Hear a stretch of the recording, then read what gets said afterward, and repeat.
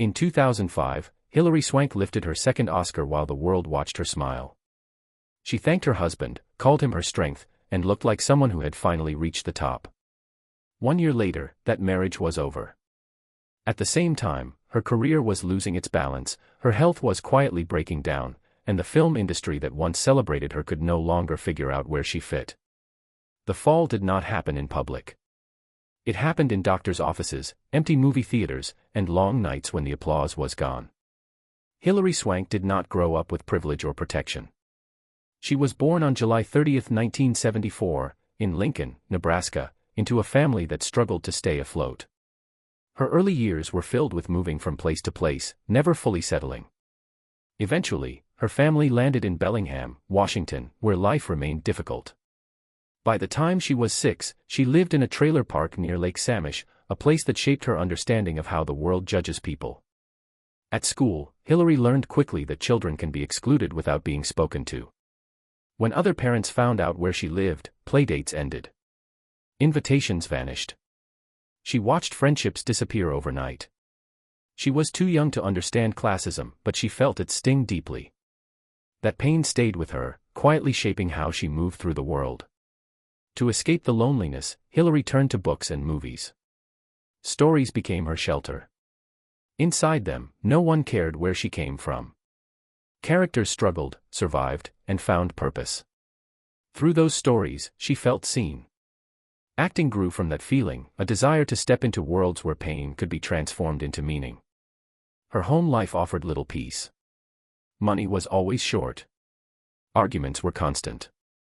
By age 15, her parents' marriage fell apart. When the divorce came, her mother, Judy, knew staying would only lead to more suffering. In 1990, she made a bold decision. She packed the car, took $75 and a gas card, and drove to Los Angeles with her daughter and no plan beyond hope. When they arrived, they had nowhere to live. They slept in their car, parking wherever they could. Hilary auditioned during the day, hiding exhaustion and fear behind a brave face. She showered in public bathrooms and wore clothes borrowed from others. She understood how close they were to losing everything, but she refused to quit. Acting had become more than a dream. It was the only way forward. Back in Washington, theater had been the first place she felt safe. At 9 years old, she played Mowgli in the Jungle Book and felt something click. The applause made her feel real. On stage, she belonged. That feeling stayed with her, even when life became harsh again. After weeks in the car, Judy found work, and they rented a small room in Burbank. It was barely enough space to breathe, but it felt like progress. Hilary began booking tiny television roles. The money was small, but each job meant survival. Those years taught her humility and gratitude. She never forgot what it felt like to have nothing. Hollywood did not welcome her easily. Auditions ended in rejection. Roles went to famous faces. She took uncredited work just to stay close to the industry. In 1992, she appeared in Buffy the Vampire Slayer, a minor role that did little for her career but kept her moving. She continued appearing on shows like Growing Pains and Evening Shade. The roles were brief, but they kept her working. In 1994, she landed a lead in the next Karate Kid. The movie failed badly. Critics were unimpressed, and the box office numbers were disappointing. Her momentum stalled again. By the late 1990s, she felt invisible. Then came Beverly Hills 90210.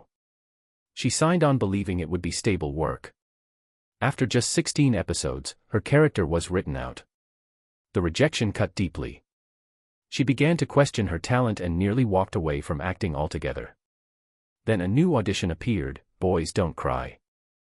The role demanded everything she had. She cut her hair, flattened her chest, changed her voice, and lived as a man for weeks. She studied interviews, court transcripts, and lived inside the character's skin. The transformation frightened her, but she stayed committed. She had nothing left to lose. When the film premiered in 1999, critics were stunned. Her performance was raw, painful, and honest. At the 2000 Academy Awards, she won Best Actress. The win shocked Hollywood. The actress who had been fired from a teen drama was now standing on the biggest stage in film. But the night carried regret. In the rush of emotions, she forgot to thank her husband, Chad Lowe. The moment followed her for years. Though Chad forgave her immediately, the media turned it into a scandal. Her triumph became tangled with embarrassment. In 2005, she pushed herself to the edge again for $1 Million Baby. She trained for hours every day. She boxed, lifted weights, and ate thousands of calories to transform her body. She ignored pain and injuries. The effort earned her a second Oscar. At only 30, she joined a small group of women who had won twice. 1 year later, her marriage collapsed. The pattern was clear. Every major success came with a personal loss. After Boys Don't Cry, her relationship suffered. After $1 Million Baby, it ended. They divorced in 2007. She later spoke about the strain of addiction, pressure, and the feeling that fame had pulled them apart. As her personal life fell apart, her films began to fail. The Black Dahlia disappointed. Amelia flopped. The Reaping struggled. Even when her performances were praised, audiences did not show up. Hollywood did not know what to do with a two-time Oscar winner who did not fit into simple boxes. At the same time, her body was breaking down. For over a decade, she lived with ovarian cysts and endometriosis. In 2008, she lost one ovary in emergency surgery. The pain continued. She worked through it in silence until insurance companies refused to cover her treatment. In 2020, she sued her union's health plan after years of denials. Her case opened conversations about how women's health is often ignored. In 2018, her life changed again. She met Philip Schneider on a blind date. The connection felt easy and safe, something she had never known. They married quietly. Years later, after freezing her eggs, she became pregnant. In 2023, at 48, she welcomed twins into the world. The pregnancy was difficult, but the joy was real. Hilary Swank's life is not a simple success story. It is a story of endurance. She climbed higher than most actors ever do, and paid for it with loneliness, pain, and loss. But she kept going. Because the little girl who once slept in a car never stopped believing that survival itself was a victory, and in the end, it was.